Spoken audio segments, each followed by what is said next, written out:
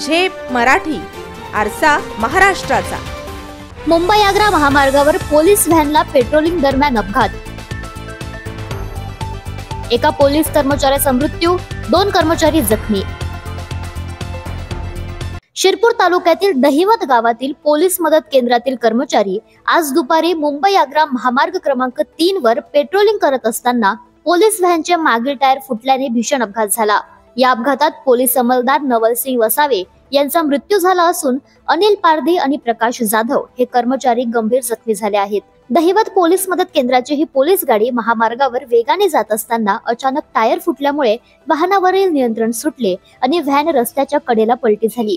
हा अपघात इतका गंभीर होता की वाहनातील पोलीस कर्मचारी गंभीर जखमी झाले।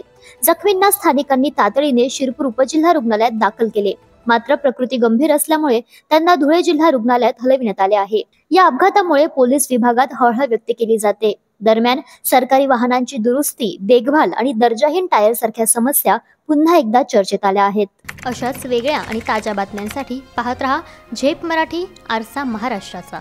संपादक प्राध्यापक अनिल चव्हाण, धुळे।